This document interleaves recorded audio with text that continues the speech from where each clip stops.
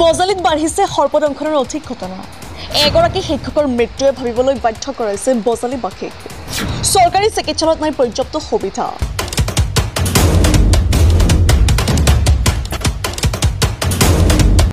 বিগত ৬টা মাহত একাধিক সৰ্পদংশনৰ ঘটনা ঘটিছে বজালিত এনে সময়তে বিগত সপ্তাহত এগৰাকী শিক্ষক বিষাক্ত ফেটি সাপৰ দংশনত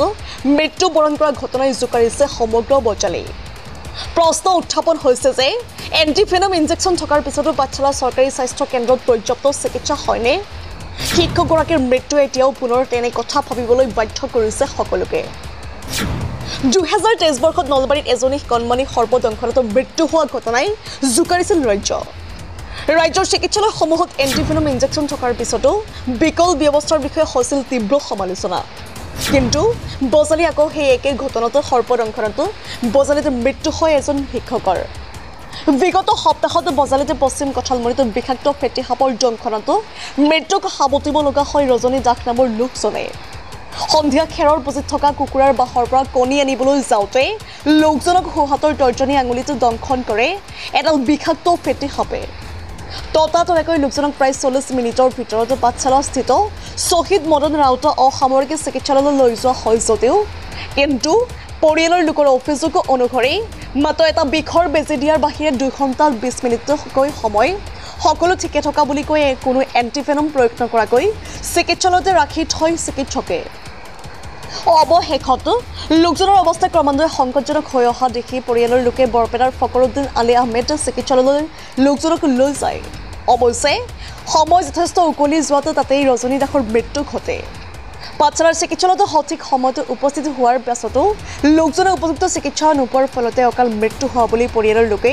অভিযোগ উত্থাপন কৰে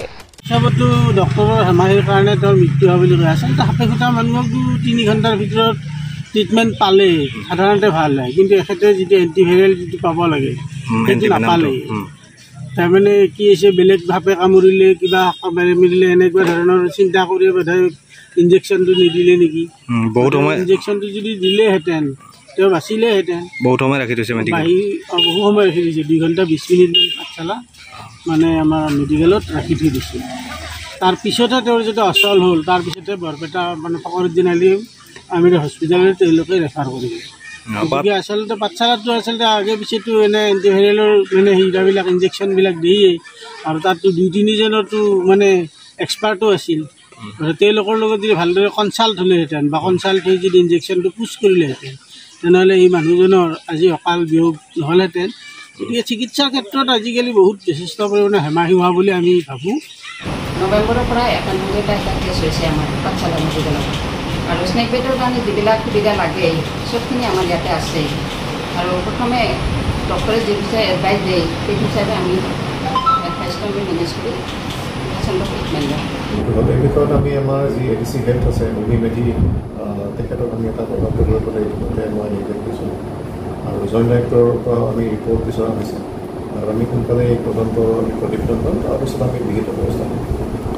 চিকিৎসক যিসকল আছে ইয়াত আমাৰ পাঠশালা হস্পিটেলত ইতিমধ্যে আমাৰ পাঠশালা হস্পিটেলত জানে আপুনি যে আমি সৰ্পদংশনৰ বাবে যিবিলাক প্ৰয়োজনীয় মেডিচিন সেইবিলাক আমি যোগাৰ কৰিছোঁ যিটো ইনফ্ৰাষ্ট্ৰাকচাৰ লাগে সেইটো আছে কেৱল এতিয়া ভাবিছোঁ যে ডক্টৰসকলে আৰু অলপমান হয়তো তেওঁলোকৰ প্ৰশিক্ষণ তেওঁলোকৰ প্ৰয়োজন আছে আমি ডক্টৰ গিৰি আছে সৰ্পদংশনৰ স্পেচিয়েলিষ্ট তেখেতক আমি কণ্টেক্ট কৰিবলৈ চেষ্টা কৰিছোঁ আৰু তেওঁ নিউজ টেক্সৰ ৰিপৰ্ট নিউজ 24